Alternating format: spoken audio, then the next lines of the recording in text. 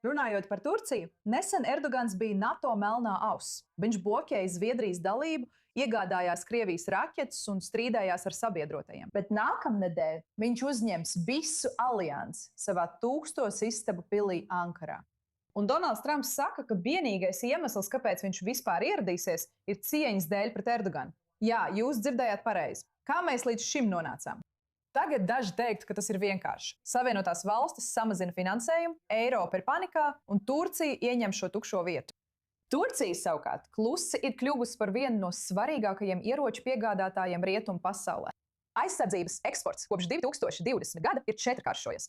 Mēs runājam par droniem, karakuģiem, bruņotajiem transporta līdzekļiem, militāro elektroniku, un 56% no pārdošanas nonāk ASV, Eiropā un citās NATO sabiedroto valstīs. Nemaz nerunājot par to, ka Erdogans šķiet vienlaikus ir uzklausīts gan Vašingtonā, gan Teherānā.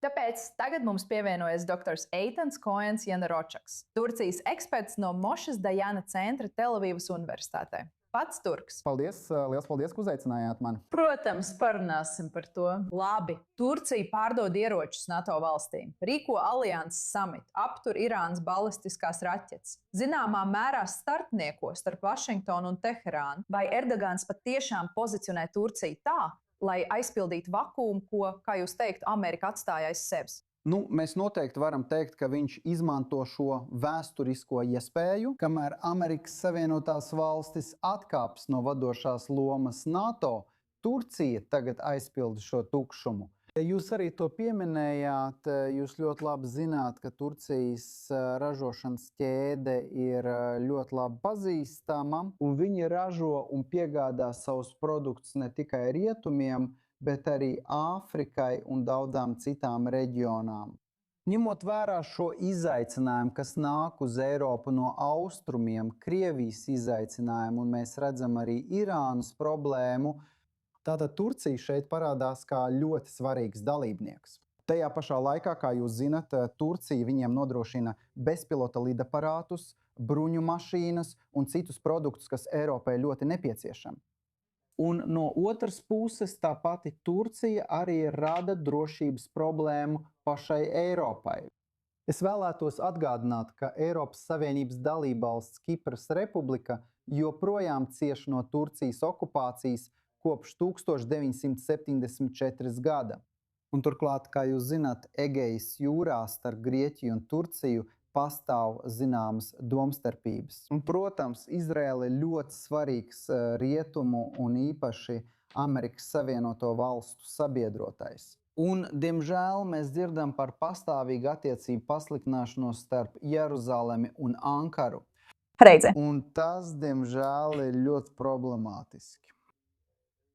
No vienas puses mēs redzam, ka rietumiem tiešām ir vajadzīga Turcija, bet no otras puses tā pati Turcija rada daudz problēmu tiem pašiem rietumiem. Tas, protams, mūs noved pie Izraēlas jautājuma. Ļoti neērta situācija. Esmu pārliecināta, ka mēs to šeit redzam. Turcija, kas ir spēcīgāka, nozīmīgāka, neaizvietojamāka, kā jūs tikko teicāt, rietumiem, ko vada cilvēks, kurš ir sacījis, ka cionisms ir genocīdisks. Viņš pēdējās nedēļās pat ir aicinājis iznīcināt Izraēlas valsti pastāvīgi. Vai jūsuprāt, spēcīgāks Erdogans šobrīd padara Izraēlu būtiski mazāk drošu? Es vēlētos atsaukties uz Erdogana ļoti svarīgo paziņojumu no 2024. gada. Viņš teica, tieši tāpat kā mēs rīkojāmies Kalnu-Karabahā un Lībijā, mēs varam rīkoties arī pret Izraēlu.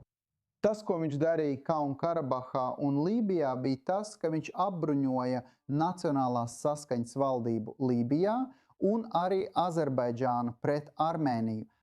Īsumā galvenais ir tas, ka, manuprāt, Turcija varētu apbruņot Izraēlas pretiniekus.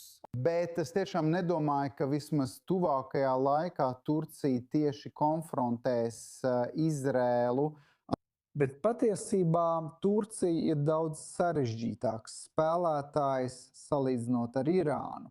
Turcijai ir NATO spējas, gaisa spēki un flote, un tā ir daudz modernizētāka salīdzinot ar Irānu. Tā ir taisnība. Jūs tiešām nevēlaties kļūt par Turcijas ienaidniekiem, Un ļaujiet man to pateikt pavisam atklāti. Izraēlai nav tāda plāna.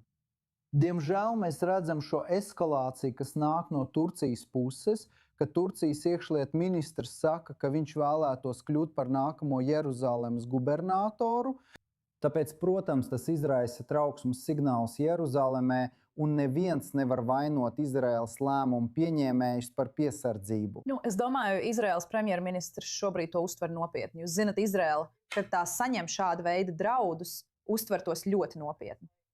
Zini, Ruta, es, protams, vēlos iesaistīt tevi šajā sarunā, jo mums ir jārunā par to, kas notiek starp Trumpu un Erdoganu visā šajā situācijā.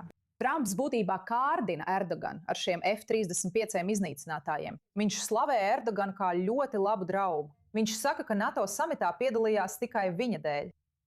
Vai Erdogans patiešām gūst panākumus ar šo stratēģiju? Ko viņš vēlas pretī? Un kāpēc Trumps ir tik tuvs Erdoganam? Izskaidrojiet mums to. Tātad, kāpēc Trumps ir tuvs Erdoganam? Uz šo jautājumu es nevaru atbildēt. Ja jūs varat man atbildēt, es labprāt dzirdētu. Jūs varat! Es labprāt dzirdētu, bet es vienkārši gribu pateikt vienu vārdu. Jau kādu laiku es daudz mazāk uztraucos par Irānas Islāma Republiku ar tās neskaitāmajiem atbalstītajiem grupējumiem, hutiešiem, Hezbollah, Hamas, Islāma džihādu un tā tālāk. Ne jau tāpēc, ka viņi nebūtu drauds, ne jau tāpēc, ka viņi būtu pilnībā apspiesti. Es esmu ļoti, ļoti noraizējies, un tas nav tikai mēnesis vai divi, ne arī gads vai divi, par ļoti skaidro, ļoti atklāto mērķi, ko Erdogans un viņa režīms ir izvirzījuši pavisam tieši. Izveidot pasaules mēroga šariata kalifātu, ko vada Turcija.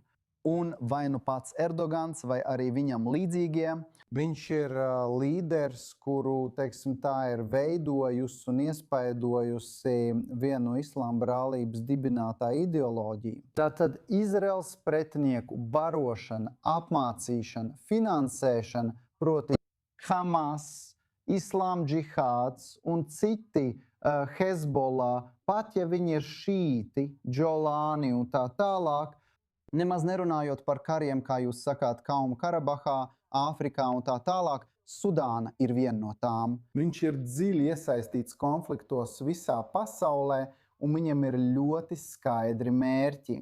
Šīs ir manas lielākās un sliktākās bailes, un tam vajadzētu būt eiropiešu, kanādiešu, austrāliešu un Amerikas Savienoto Valstu dienas kārtībā. Vai Trumps to saprot, ņemot vērā, ka viņam ir visa tā informācija, kas ir mums, un varbūt pat vairāk, viņš to ignorē. Un šajā sakarā, ja jūs atļaujat, es vēlētos atbildēt uz jūsu jautājumu. Kad es skatos uz Amerikas ārpolitiku attiecībā pret Turciju un šo tā saucamo bromanci starp Donaldu Trumpu un Redžepu Tajipu Erdoganu, ziniet, es nonāku pie secinājuma, ka man jāsalīdzina Donalda Trumpa pirmais termiņš ar viņa otro termiņu. Es tikai vēlētos atgādināt viņa pirmo termiņu. Donalda Trumpa pirmā termiņa laikā mēs bijām liecinieki tam. Savienotās valstis noteica sankcijas Turcijai, Turcijas aizsardzības ministram, Turcijas aizsardzības industrijai, Turcijas iekšlietu ministram. Ziniet, tā bija katastrofāla attiecība, un tā tur arī beidzās. Un kad es skatos uz otro termiņu, tā ir pavisam cita situācija, jo Turcija pirmo reizi kopš Pirmā pasaules kara iegāja Sīrijā. Un kad es skatos uz Amerikas vēsturi, amerikāņi nekad savā vēsturē nav spējuši iekļūt Sīrijā. 1918. gadā, kad beidzās Pirmais pasaules karš, tur ieradās franči, pēc tam padomju vara, tad krievi un irāņi. Un tagad turki pirmo reizi vēsturē bruģē amerikāņiem ceļu uz Sīriju. Un tagad viņi pārbūvēs Sīriju. Pagājušā gada janvārī Sīrijas režīms pārņēma kontroli pār naftas urbumiem valsts ziemeļaustrumos. Un kā jūs domājat, kam daļa no šīm akcijām pieder? Labi, ejam tālāk. Protams, amerikāņiem. Un ziniet, kad jūs redzat un veicat šo salīdzinājumu, es domāju, ka vienādojums ir ļoti skaidrs. Kamēr Donalds Trumps iegūs no Sīrijas to, ko viņš patiešām vēlas – ietekmi, iespiešanos un naudu, Erdogans no Trumpa iegūst leģitimitāti. Labi, un šāda veida, ziniet, uzslavas, ka Erdogans ir spēcīgs cilvēks, viņu ciena. Ja viņš nebūtu saņēmis šādu ielūgumu no Erdogana, viņš nebrauktu uz Turciju. Nu, beidziet. Protams, viņi būtu atbraucis uz Turciju ne jau Erdogana dēļ, bet šī ir Erdogana samaksa.